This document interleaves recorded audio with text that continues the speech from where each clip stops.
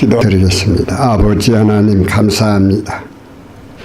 저희들을 택하시고 부르셔서 주님의 복음을 선포하는 자로 허락해 주셔서 감사합니다.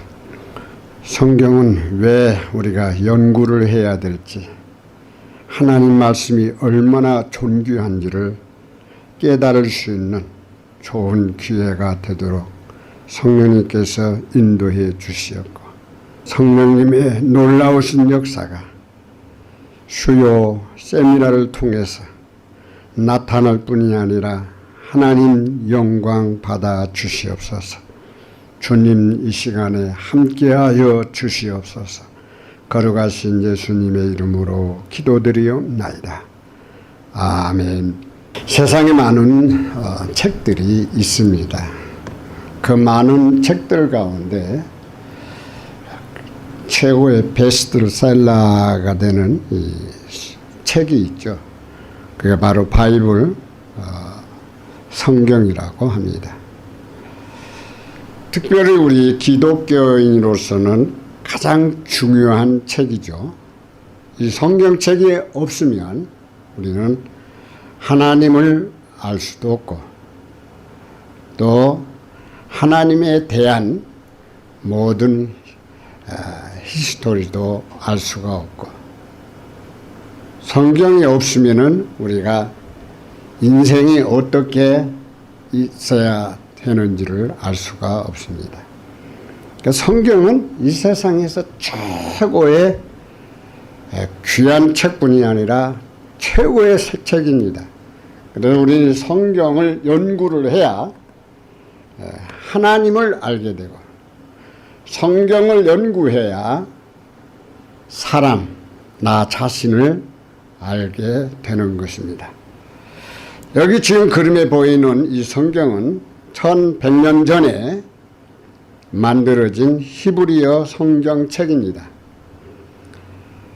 이 책이 이 미국에서 얼마에 팔렸냐면 3,810만 달러, 약 우리 한국 돈으로 510억 원쯤 경매가 됐다고 합니다. 성경이 어떠한 물질적인 돈의 가치로서 보아서는 아니 되겠죠. 그러나 이렇게 오래된 성경이라 그래서 이렇게 좀 금액이 엄청난 금액으로 팔리는 줄 압니다. 성경이 비싸고 싸고가 중요한 것이 아니라 성경은 그 내용이 중요한 것입니다. 그런데 우리가 성경을 볼 때 조심할 것이 있습니다. 우리가 성경을 볼 때는 이게 주관적인가 객관적인가를 알아야 됩니다. 하나님의 말씀은 주관적입니까? 또한 객관적입니까? 여러분들이 한번 생각을 해보시길 바랍니다. 제가 분명히 여러분들에게 말씀을 드리고 싶은 것은 성경은 객관적인 겁니다. 아닙니다. 주관적인 것입니다. 왜 주관적이냐면 하나님은 누구하고 상의하지도 않습니다. 누가 연구한 것을 그것을 이용해서 말씀한 게 아닙니다. 독단적인 하나님의 생각, 하나님의 절대적인 주권으로, 또는 하나님의 계획, 하나님의 섭리 가운데서 말씀을 주신 겁니다. 그래서 하나님 말씀은 두 가지로 정의를 내릴 수가 있어요. 하나님 말씀은 하라, 무엇이든지 하나님께서 말씀하실 때 하라고 합니다. 두 번째로는 하지 말라, 하지 말라, 두 가지로 알려주고 있습니다. 그런 거로 중간이 없습니다. 하나님 말씀은 하나님의 말씀 앞에 우리는 절대적으로 순종해야 됩니다. 그걸 논쟁의 가치가 없습니다. 하나님 말씀 앞에서는 모든 사람이 예라고 해야 됩니다. 그런 하나님 말씀을 예라고 하지 아니하고 no, 아닙니다 할 때는 벌써 하나님 말씀과의 빗나가기 시작하는 겁니다. 그래서 우리는 하나님의 말씀은 주관적이라는 것을 기억을 하고 성경을 보아야 된다는 거죠. 연구를 해야 된다는 거죠. 하나님 말씀을 내가 변경시키려서 내가 많은 연구를 해가지고 하나님 말씀을 내가 연구를 해서 객관적으로 보다 보면은 이제 문제성들이 자꾸 들통이 나기 시작하는 거죠. 그래서 여러분들이 성경을 이렇게 볼 때는 하나님 말씀은 절대적으로 주관적이다 이렇게 보시면 됩니다. 그러면 객관적인 건 어떻게 보아야 되겠느냐? 객관적인 것은 하나님의 주관적인 말씀을 가지고 이제 우리가 세상의 모든 일반적인 계시를 통해서 하나님은 이렇게도 역사를 하고 계시는구나. 하나님 이렇게 특별적인 계시로 역사를 하고 계시었구나. 이런 것을 우리가 객관적으로 보는 것이지 하나님 말씀 자체를 객관적으로 보면 문제가 생긴다는 것입니다. 그래서 저는 하나님 말씀을 어떤 관점으로 보아야 된다는 것을 여러분들에게 말씀을 드리고 싶습니다. 자, 어떤 관점으로 보아야 되냐면 창세기서부터 요한계시록까지 일률적 관점으로 보아야 됩니다. 이게 일률적 관점이라는 것은 창세기서부터 요한계시록까지 한 가지로 보아야 된다는 것입니다. 성경을 볼 때 한 가지로 보아야 됩니다. 이것을 세 가지로 여러분들에게 말씀드립니다. 자, 첫 번째로는 창세기서부터 요한계시록까지 하나님 말씀을 볼 때는 하나님으로 보아야 된다는 거죠. 만약에 하나님이 빠져버리면 문제가 생기는 겁니다. 이 하나님은 히브리 말로 엘로힘 하나님이십니다. 엘로힘 하나님은 바로 복수입니다. 단수가 아닙니다. 그래서 이 엘로힘 하나님을 향해서 삼위일체 하나님이라고 합니다. 그래서 우리는 이 하나님을 부를 때 한 분이신 하나님 하면은 그 문제가 생깁니다. 이유가 세 분이신데 어떻게 한 분으로 말합니까? 한 분으로 말씀하면 문제가 생기는 거예요. 양태론이 되기 시작합니다. 그러면 어떻게 삼위일체 하나님을 말씀해야 되겠습니까? 한 하나님이라고 해야 됩니다. 한 하나님. 또한 하나님은 하나이시다. 이렇게 해야 삼위일체에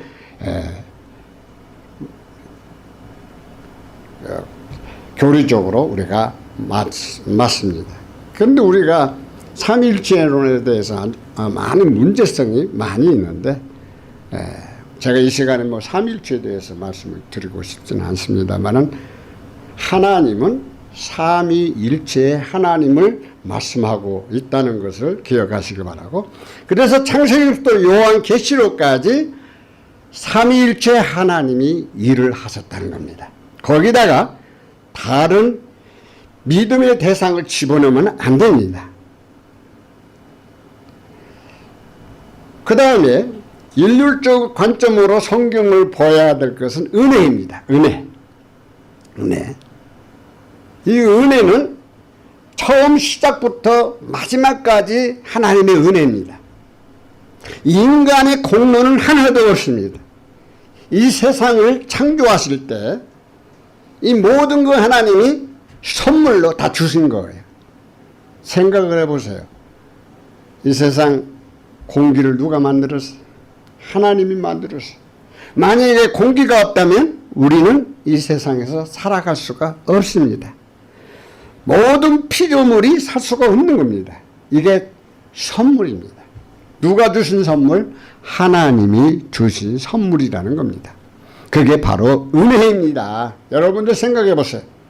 하나님의 은혜는 거저 주신 거예요. 우리가 하나님 앞에 이렇게 해 주십시오, 저렇게 해 주십시오 해가지고 받은 게 아니에요. 하나님은 하나님의 주권으로 우리들에게 은혜를 베풀어 주신 겁니다. 그래서 창세기서부터 요한계시록까지는 모든 게 하나님의 은혜입니다. 잘못하면 우리가 행위를 자꾸 말합니다. 그러나 우리가 하나님의 은혜 가운데서 나타나는 행위지, 하나님의 은혜를 벗어난 행위는 잘못된 겁니다. 그래서 바울은 은혜와 행위에 대해서 잘 가르쳐 주셨어요. 왜? 그는 율법주의자였습니다. 그는 행위를 주장했던 사람입니다. 그런데 예수님을 만나고 난 다음부터는 그는 성령님으로 말미암아 하나님의 은혜라는 것을 깨닫게 됩니다. 그래서 모든 사람들이 구원을 받는 것이든지 믿음을 가진다든지 모든 일이 하나님의 은혜다 이렇게 말을 한 거예요. 우리들은 지금 하나님의 은혜 가운데서 신앙생활하는 겁니다. 그래서 성경을 볼 때 하나님의 은혜 가운데서 성경을 보시라 그 말입니다. 그래서 우리는 하나님의 은혜가 창세기서부터 요한계시록까지 중심이 되어야 됩니다. 우리 신앙생활 하는데도 마찬가지고 모든 하나님께서 섭리와 계획과 하나님의 절대적인 주권이 다 은혜 가운데서 일어나고 있다는 것을 믿으시길 바랍니다. 그 다음에 마지막으로는 창세기서부터 요한계시록까지 믿음입니다. 믿음.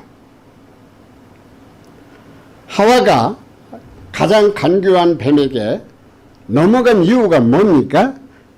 바로 하나님의 말씀을 믿지 아니하기 때문에 넘어간 겁니다. 믿음이 없이는 하나님을 기쁘시게 할 수 없다고 그랬습니다. 이와 마찬가지로 시작부터 하나님을 믿어야 되는데 안 믿었던 겁니다. 믿지 못한 결과가 엄청난 우리 인간에게는 타락과 죄와 사탄이 역사를 하게 된 것이죠. 그래서 우리는 절대적으로 믿어야 됩니다. 그러나 믿음도 하나님이 주신 선물입니다. 그게 은혜라고 합니다. 그래서 우리가 하나님을 믿게 되는 동기는 내가 어떤 행위적으로 내 의지적으로 하나님을 믿는 게 아닙니다. 이것은 특별히 하나님께서 주신 선물입니다. 그래서 창세기서부터 요한계시록까지 하나님 말씀이 믿어지는 것은 바로 주님이 주신 그 선물 믿음을 통해서 우리가 성경을 보게 되는 겁니다. 하나님 말씀을 믿음으로 보지 않고 학적으로 볼 때는 이젠 잘못되게 성경을 볼 수가 있다는 겁니다. 왜? 안 믿어지니까. 그러나 성령님을 통해서 내가 성경을 볼 때마다 믿어질 때는 그 사람은 하나님 말씀으로 아멘 아멘 받아들이게 된 것이죠. 자, 그렇다면 이제 제가 본문으로 좀 들어가겠습니다. 사도행전 17장 11절을 보면 제가 읽겠습니다. 개역성경입니다. 베로와 사람은 데살로니가에 있는 사람보다 더 신사적이어서 간절한 마음으로 말씀을 받고 이것이 그러한가 하여 날마다 성경을 상고하므로. 개역성경은 상고라고 말을 합니다. 이 상고의 뜻은 꼼꼼하게 따져서 검토하거나 참고한다는 내용입니다. 우리말 성경, 요즘에 우리말 성경이 번역이 돼서 제가 왜 이 성경을 집어넣냐면 우리 한국 교회가 한국말로 우리가 예배를 드리지 않습니까? 그리고 한국말로 설교를 하고 있지 않습니까? 그리고 한국말을 우리가 듣게 되는 거죠. 그래서 우리말로는 이 성경이 어떻게 기록되었는가, 그래서 우리말 성경을 내가 집어넣습니다. 자, 우리말 성경을 어떻게 했습니까? 베로와 사람들은 데살로니가 사람들보다 교양 있는 사람들이어서 말씀을 간절한 마음으로 받아들이고 바울이 말한 것이 사실인지 알아보려고 날마다 성경을 찾아보았습니다. 자, 그 다음은 킹제임스 성경을 우리가 한번 보겠습니다. 이 킹제임스 성경은 흥정역 킹제임스 성경입니다.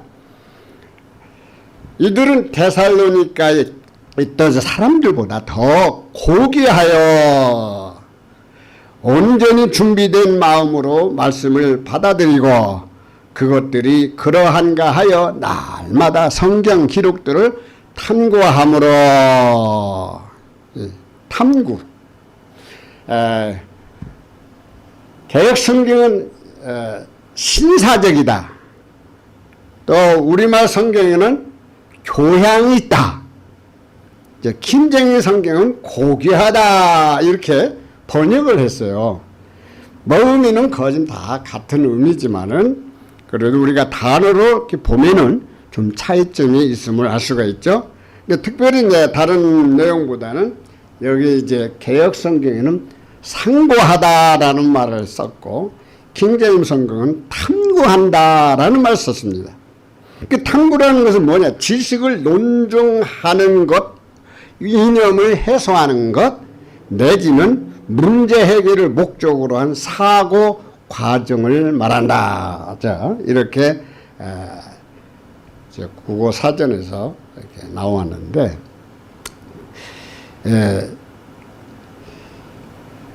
상고라는 말은 우리가 이제 전문 용어 아닙니까? 전문 용어. 그래서 젊은 사람들이 잘 이렇게 무슨 말인지 알 수가 없을 때가 있는데, 그런데 여기에, 그러면 여기에 용어가 맞느냐. 꼼꼼하게 따져서 검토하거나 참고한다라는 식이거든요. 그게 왜? 베로아 사람이 데살로니가 있는 사람보다 더 신사적이어서. 그래서 이걸 꼼꼼하게 따져서 검토하기를 원했다. 이렇게 말을 하는 거죠. 그러면 이걸 잘 들으셔야 돼요. 그 당시에 성경은 신약 성경이 없었어요. 구약 성경을 가지고 사도들이 복음을 선포한 것입니다. 그러면 바로 사도행전에 이 하나님의 말씀이 막 여기저기서 선포가 되고 전파가 되다 보니까 여기에 바로 베로아 사람은 도대체 이 성경이 어떻게 예수님에 대해서 기록되었는가 꼼꼼히 따졌다는 거야. 검토했다는 거야. 자, 그러면 킹제임스 성경은 저쪽에서 지식적으로 예수님에 대한 것을 논증을 하니까 이게 맞는 것인지 이념적으로 이걸 바로 봐야 되겠다. 우리 유태인들이 가지고 있던 신앙과 저들이 말하는 신앙과 같은가? 그 이념을 보고 이제 여기에서 판단을 내리는 거죠. 그래서 문제가 있느냐 없느냐 이러한 것을 정리했다는 것입니다. 그러니까 우리가 이 용어에 대해서 꼭 이렇게 해야 된다 저렇게 해야 된다는 것보다는 둘 다 이 성경 연구하고 상고하는 데는 별 다름이 없다 이렇게 말씀드리고 싶습니다. 자, 우리가 요한복음 5장 39절을 한번 또 읽겠습니다. 개역성경 너희가 성경에서 영생을 얻는 줄 생각하고 성경을 상고하거니와 이 성경이 곧 내게 대하여 증거하는 것이로다. 여기 증거라는 말이 나와요. 이 증거. 그런데 증거는 여기 내용상 맞지 않습니다. 증거는 어떠한 물질을 제고해 가지고 거기에 재판장에서 보여 입증하는 거거든요. 그러니까 여기 보면 증거는 뭐냐? 재판에서 사실을 입증하기 위하여 사용되는 자료를 의미하는 거예요. 근데 개역 성경은 전부 증거라고 말을 해버렸어요. 우리말 성경은 뭐라고 했습니까? 너희가 성경 안에서 영생을 얻을 수 있다는 생각에 성경은 열심히 연구하는구나. 성경은 바로 나를 증언하고 있다고 해서 증언한다. 예수님께서 말씀하신 거 아닙니까? 예수님께서 자 성경의 영생을 얻는 줄을 생각을 한다는 거예요. 열심히 연구했다는 거예요. 상고했다는 거예요. 그런데 성경은 바로 누구를 증언해주고 있느냐? 예수님을 증언해주고 있다. 자, 킹제임스 성경은 흠정역 성경을 보세요. 성경 기록들을 탐구하라. 너희가 그것들 안에서 영원한 생명을 얻는 줄로 생각하거니와 그것들이 바로 나에 대하여 증언하느니라. 증언이 맞습니다. 증거가 아닙니다. 개역 성경은 거짓다. 증언을 증거로 다 번역이 되어버렸어요. 그래서 이런 것들은 우리가 성경을 읽을 때 고쳐야 됩니다. 특별히 목사님들은 이 성경을 읽을 때 잘못된 것은 본인도 고쳐야 되겠지만은 성도들에게도 고쳐줘야 됩니다. 그래 성도들이 고치죠. 잘못된 거 그대로 성경을 읽다 보니까 이거 뭐 증언인지 증거인지 제대로 알지 못하고 말을 할 때가 많거든요.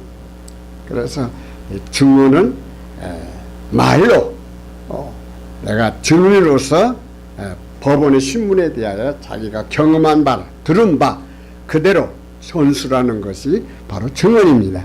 우리 예수님에 대한 것을 증언하는 거예요. 자, 첫 번째로는 하나님 말씀이기 때문에 성경을 연구해야 됩니다.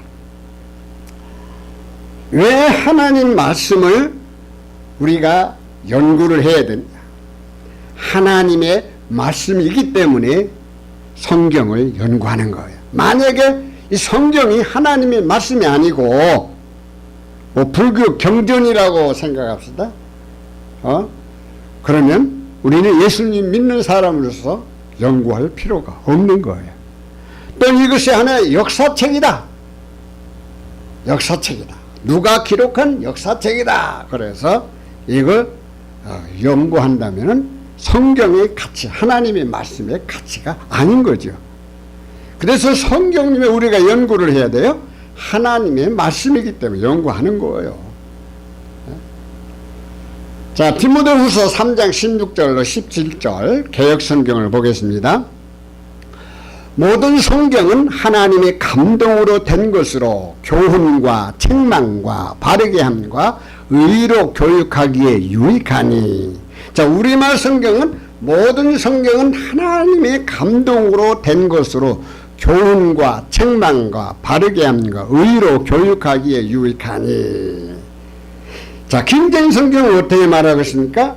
자, 김제임 성경 홈정역이죠. 모든 성경 기록은 하나님의 영감으로 주신 것으로 교리와 책망과 바로잡음과 의로 교육하기에 유익하니. 자, 이 성경이 얼마나 우리에게 유익한 것을 알려주고 있는데, 자, 개역 성경이나 우리말 성경에는 이 성경을 뭐라고 말하고 있냐면 교훈이라 이렇게 말합니다. 자, 성경이 교훈이니까? 성경이 교훈이냐? 부모님이 말씀한 교훈입니까? 선생님이 말씀한 교훈입니까? 교훈이 아니에요. 이건 하나님께서 우리들에게 주신 말씀이기 때문에 교훈이 아니에요. 킹제임 성경이 그걸 잘 표현해 주셨어요. 바로 교리와 교리. 이 성경은 교리예요. 오늘날 신학적인 모든 교리는 성경에서 나온 거예요. 성경을 빼놓고 교리가 나올 수가 없는 거예요. 성경의 교훈을 통해서 신학적으로 교리를 만든 게 아니에요. 그런데 오늘날 하나님의 말씀을 교훈으로 삼아버려요. 교훈이 아니에요. 절대적인 교리예요. 하나님과 인간과의 관계에 있어서 하나님께서 우리에게 주신 명령이에요. 교리예요. 그런데 우리들은 하나님 말씀을 교훈적으로 받아들여버려요. 그러니까 하나님 말씀을 순종을 안 하는 겁니다. 교리적으로 받으셔야 돼요. 그래서 교리는 일반적으로 종교에서 내세우는 원리 원칙을 말하고 있는 것이 교리예요. 그래서 다 각 종교마다 교리가 있는 거예요. 우리가 가지고 있는 이 성경은 교리입니다. 그래서 우리는 이 하나님 말씀을 교리화시켜야 돼요.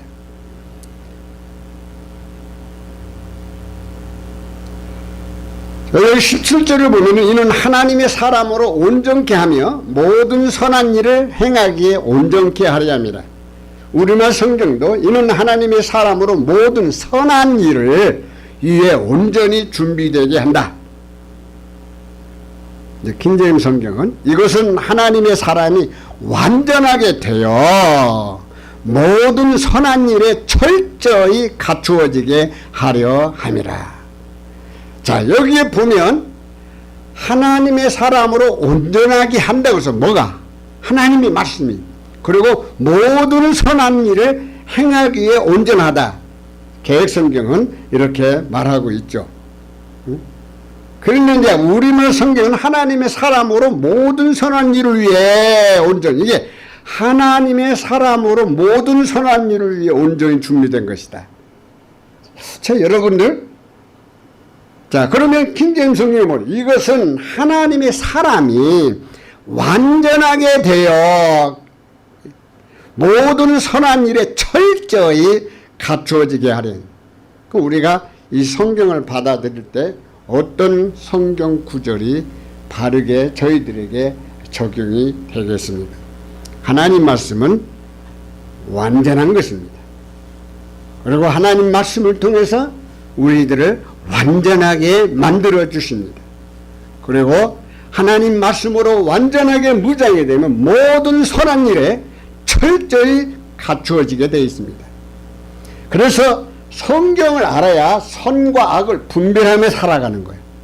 하나님을 알아야 선과 악을 분별하며 살아갑니다. 하와가 왜 실패를 했습니까? 하나님을 잘 몰랐던 것입니다.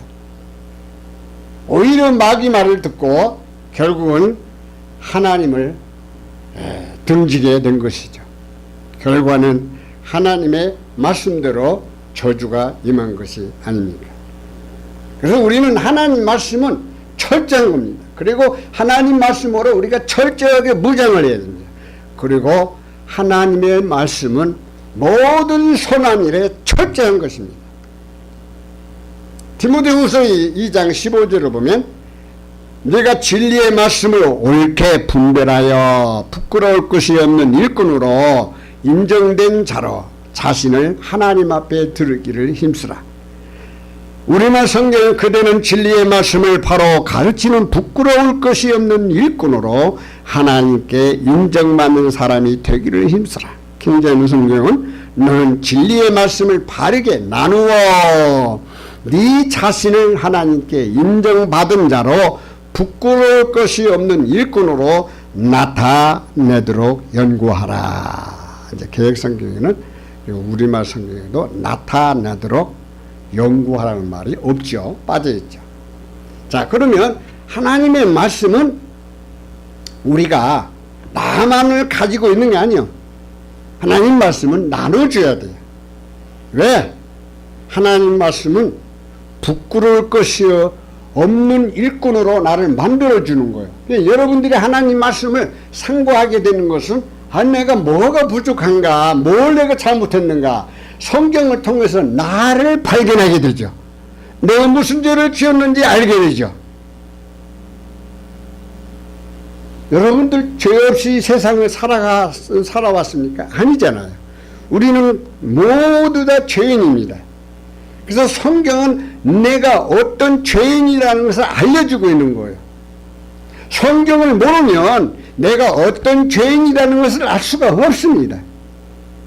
그래서 성경을 통해서 내가 어떤 죄인 것을 알게 되고 또 내가 하나님 앞에 일을 할 때 성경을 통해서 부끄러움 없이 하나님 말씀에 순종함으로 부끄러움 없는 일꾼이 되는 것입니다. 두 번째로는 하나님의 뜻을 알기 위하여 성경을 연구해야 됩니다. 자, 성경을 하나님의 말씀이죠. 그럼 이 하나님의 말씀을 우리가 연구를 할 때 하나님이 우리에게 어떤 뜻으로 이 말씀을 주셨는가를 알게 되죠. 여러분들 성경을 읽을 때 창세기부터 요한계시록까지 우리가 읽을 때는 무엇을 생각하고 읽어야 됩니까? 하나님의 뜻이 무엇인가를 생각하고 성경을 읽을 줄 알아야 돼요. 연구해야 됩니다. 그런데 성경을 읽으면서 하나님의 뜻을 생각지 아니하고 자기 지식을 터득시키려고 자기 마음대로 객관적으로 성경을 뜯어고치는 거예요. 이렇게 되면 문제가 생기는 거죠. 하나님의 뜻이 아니라 자기 뜻이 삽입되고 마는 겁니다. 왜? 마귀는 그걸 원하거든. 마귀는 그걸 하와가 하나님 말씀대로 그냥 말하고 하나님 말씀대로 순종했으면 이렇게 어려운 일을 당하지 않았을 텐데 이 마귀 말을 받아들이기 시작합니다. 이게 하나님의 뜻이 아니한 다른 것들이 딱 침범이 되는 거죠. 그때부터는 왔다 갔다 하는 거죠. 이게 하나님의 뜻을 알기 위해서 우리가 성경을 보는 거예요. 마가복음 3장 35절 개역성경을 한번 보겠습니다. 누구든지 하나님의 뜻대로 하는 자는 내 형제요 자매요 모친이니라. 우리말 성경 누구든지 하나님의 뜻을 행하는 사람이 바로 내 형제요 자매요 어머니다. 킹제임스 성경은 누구든지 하나님의 뜻을 행하는 자 곧 그가 내 형제요 자매요 어머니니라 하시니라. 그렇습니다. 하나님의 뜻을 아는 사람은 하나님과의 관계성에서 하나가 되는 거예요. 그 뭐냐면 가족이라는 의미입니다. 가족.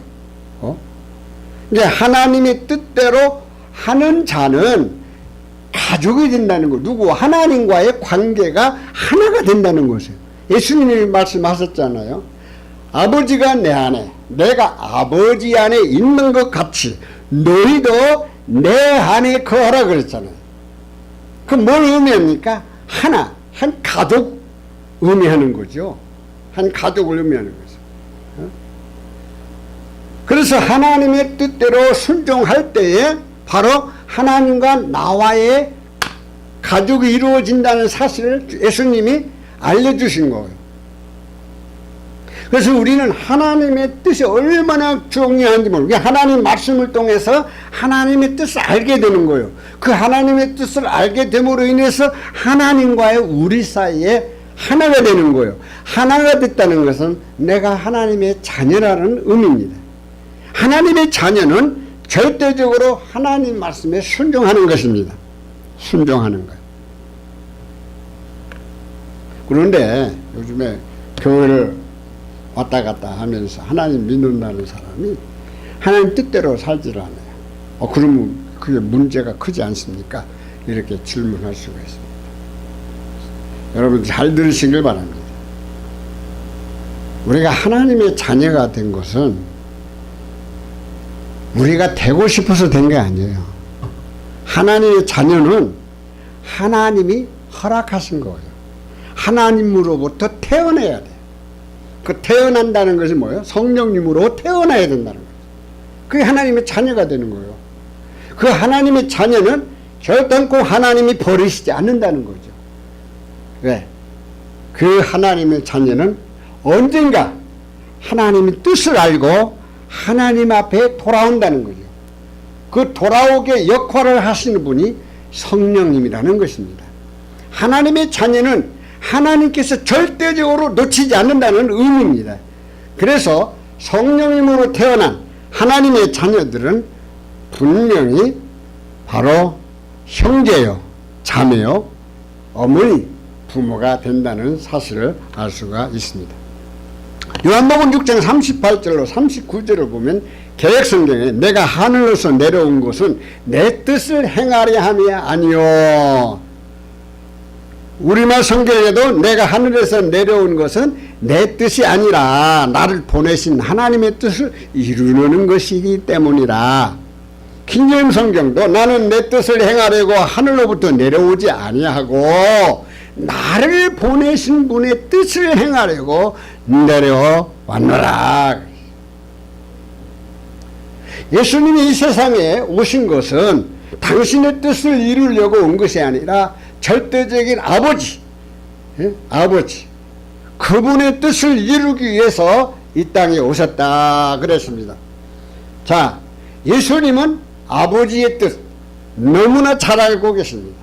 그렇기 때문에 그 뜻을 이루기 위해서 끝까지 순종하셨고, 그리고 십자가상에서 돌아가시면서 뭐라 합니까? 다 이루었다, 이렇게 주님은 말씀하고 이제 운명을 하시게 됐죠. 다 이루었다는 거예요. 그게 하나님의 뜻을 다 이루었다는 거예요. 여러분들이 성경을 보면서 하나님의 뜻을 알아야 됩니다. 내가 누구라는 걸 알아야 돼요. 내가 누구입니까? 내가 하나님의 자녀라고 여러분들이 자부합니까? 이걸 믿어지지 아니하면 여러분들은 문제가 큽니다. 왜? 하나님의 자녀는 아버지를 알게 되어 있어요. 하나님의 자녀 아버지는 누구예요? 우리 하나님 아니십니까? 하나님 아버지. 아버지입니다. 예수님이 이 세상에 오셔서도 아버지 하나님을 항상 말씀하고 있잖아요. 그래서 예수님이 이 땅에 오신 것은 당신 마음대로 오신 게 아니라 아버지의 뜻대로 행하려고 이 땅에 오셨다는 거예요. 우리가 하나님의 자녀가 된 것은 마귀의 뜻대로 살려고 우리가 이 세상에 태어난 것이 아닙니다. 하나님 아버지의 뜻대로 행하라고 우리를 성령님으로 말미암아 하나님의 자녀로 태어나게 한 것입니다.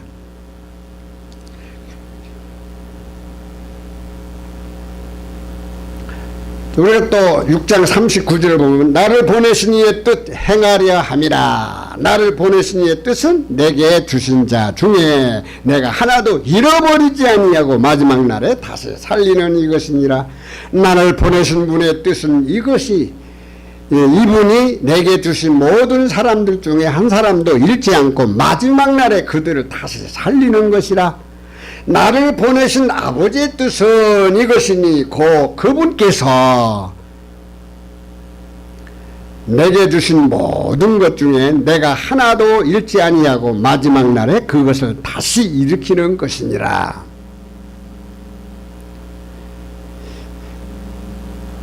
사랑하는 성도 여러분, 이게 얼마나 소망된 말씀입니까? 하나님 아버지께서 예수님을 보내신 이유가 뭐냐? 그것은 하나님의 의에 하나님의 뜻을 행하려고 오셨다는 거죠. 아버지의 뜻은 이것이다. 뭐냐? 그분께서 내게 주신 모든 것 중에 내가 하나도 잃지 않아요. 잘 들어보세요. 여기 하나도 잃지 않고 마지막 날에 그것을 다시 일으키는 것이다 그랬어요. 누구를 잃지 않고 그 당시에는 사도들을 잃지 않고 그런 말씀이 될 수 있고, 그 다음에 이것을 확대시켜서 하나님으로부터 태어난 하나님의 자녀들을 하나님이 하나도 잃지 않고, 그 말씀이에요. 그리고 마지막 날에 일으킨다는 무슨 말입니까?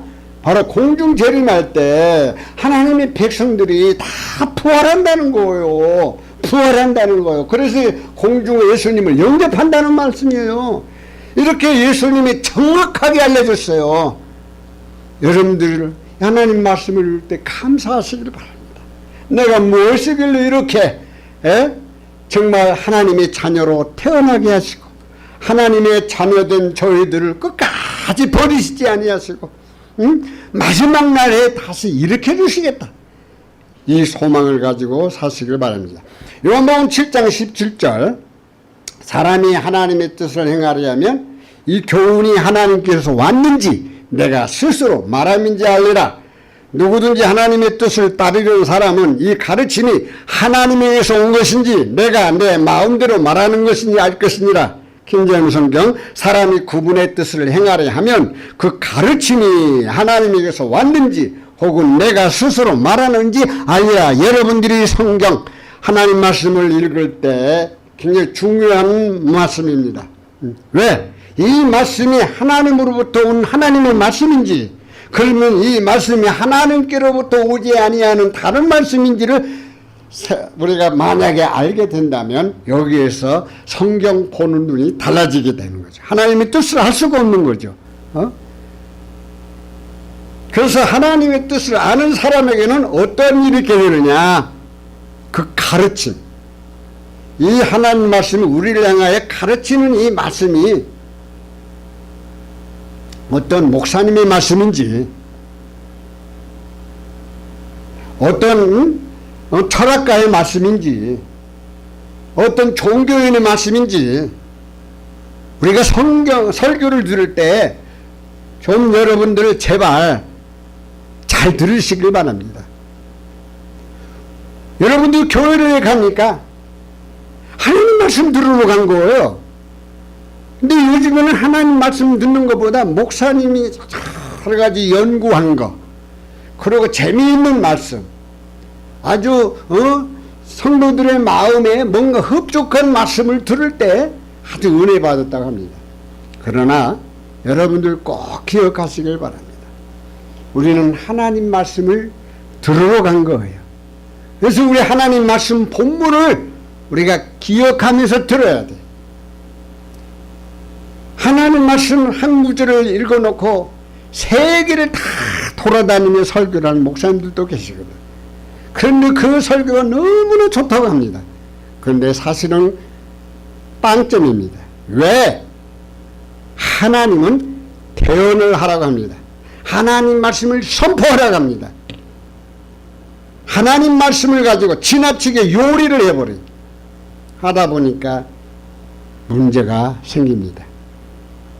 그래서 요즘에 많은 사람들이 너무나 맛있는 음식을 먹다 보니까 당뇨병이 많이 걸리는 것 같아요. 오늘 기독교인들도 당뇨병 환자들이 많다는 것을 한번 생각해 보시길 바랍니다. 마지막 세 번째는 하나님께 순종하기 위해서 성경을 연구해야 합니다. 신명기 5장 27절을 보면 당신은 가까이 나아가서 우리 하나님 여호와의 하시는 말씀을 다 듣고 우리 하나님 여호와의 당신에게 이르시는 것을 다 우리에게 전하소서 우리가 듣고 행하겠나이다 하였느니라. 우리말 성경 그러나 당신이 가까이 나아가 우리 하나님 여호와께서 말씀하시는 모든 것을 듣고 우리 하나님 여호와께 당신에게 말씀하시는 것을 모두 우리에게 전해 주십시오. 우리가 듣고 순종하겠나이다. 킹제임 성경은 당신은 가까이 나아가 주 우리의 하나님께 하신 말씀을 다 듣고 주 우리 하나님께서 당신에게 이르신 것을 다 우리에게 말하소서 우리가 그것을 듣고 행하겠나이다 하였느니라. 이 내용은 무슨 말씀입니까? 바로 이 이스라엘 백성들은 모세에게 하는 말씀입니다. 모세가 하나님의 음성을 다 듣고 그리고 백성에게 전하죠. 그래서 백성들은 모세가 하나님 앞에 들은 말씀을 우리 백성들에게 다 말씀하면 우리들은 그대로 다 듣고 순종하겠나이다 이렇게 말을 하고 있는 겁니다. 그렇습니다. 여러분들 우리가 하나님의 말씀을 목사님을 통해서 듣습니다. 들을 때 밑에 있는 성도들은 아멘 아멘 하면서 받아들이는 것이죠. 왜? 하나님의 말씀이기 때문에 그런 거예요. 그래서 우리는 하나님의 말씀을 우리가 아멘으로 받아들여야지 하나님의 말씀을 고개를 가우뚱하면서 자꾸 하나님 말씀을 의심하기 시작하면 절대로 믿음이 있을 수가 없죠. 에레미야 26장 13절을 보면 개역성경에 그런즉 너희는 너희 길과 행위를 고치고 너희 하나님 여호와의 목소리를 청종하라. 그리하면 여호와께서 너희에게 선고하신 재앙에 대하여 뜻을 돌이키시리라. 그러므로 너희는 이제 너희의 행동과 행위를 올바르게 하고 여호와 너희의 하나님의 목소리에 순종하라. 그리하면 여호와께서 너희에게 대해 말씀하신 재앙을 마음에서 돌이키실 것이다. 그런즉 이제 너희 길과 행위를 고치고 주 너희 하나님의 음성에 순종하라. 그래야만 주께서 너희를 치려고 선언하신 재앙에서 뜻을 돌이키시리라. 여러분들 하나님 말씀에 순종할 때 하나님께서 뜻을 돌이키겠다. 무슨 뜻을? 재앙으로 내리겠다는 뜻을 돌이키시겠다는 거예요. 응? 근데 하나님은 우리에게 뭘 요구하고 있습니까? 순종을 요구하고 있는 겁니다. 순종하는 겁니다. 아담이 불순종함으로 인해서 오늘날 인간들이 이렇게 타락하여 살아가고 있고, 둘째 아담 예수님이 순종함으로 인해서 누구든지 예수 그리스도를 믿는 자는 멸망하지 않고 영생을 얻는 구원을 받는 놀라운 복을 받게 된 것입니다. 순종은 모든 제사보다 헌물보다 낫다는 것입니다. 여러분들에게 한 가지 꼭 말씀을 드리고 싶은 것입니다. 기독교 용어에 있어서 충성이라는 말을 많이 합니다. 충성.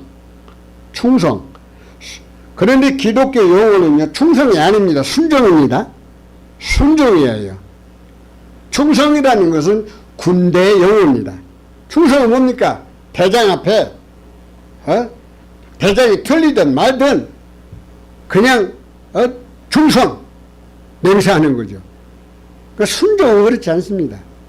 순종은 자유의지 속에서 나타나는 순종입니다.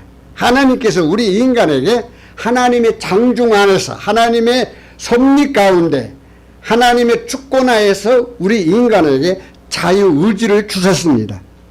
그렇기 때문에 하나님이 주신 이 자유의지를 우리는 하나님 말씀 앞에 순종을 해야 됩니다.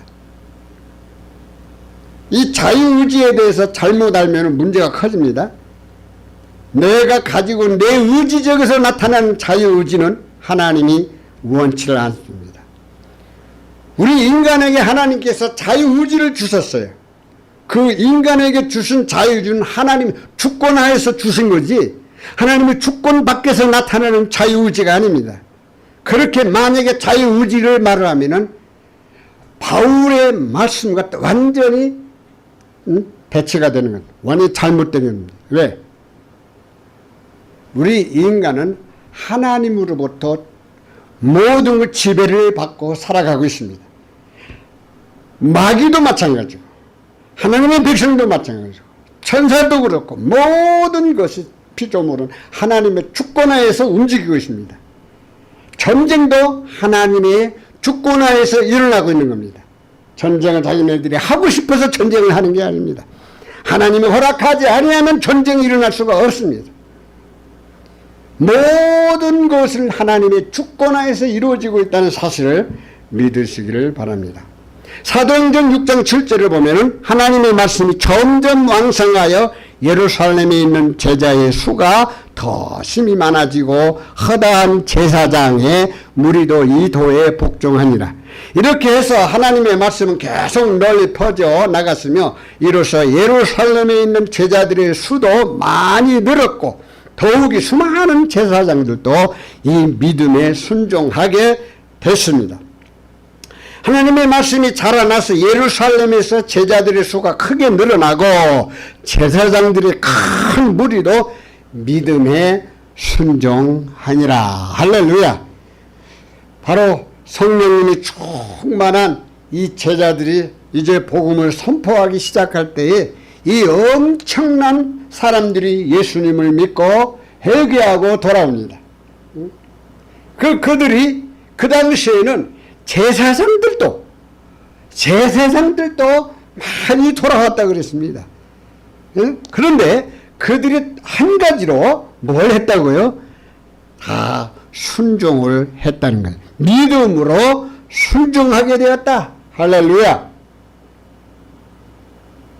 우리는 하나님 말씀에 순종을 해야 됩니다. 순종은 하나님이 가장 기뻐하는 것입니다. 순종은 누가 우리에게 모범으로 보여주셨습니까? 예수님이 보여주셨습니다. 예수님은 어떻게 순종을 했습니까? 죽기까지 순종을 했습니다. 우리는 어떻게 순종을 해야 되겠습니까? 우리도 죽기까지 순종을 해야 된다는 것입니다. 자, 그러면 결론을 말씀을 드리겠습니다. 자, 성경 연구는 왜 하는가?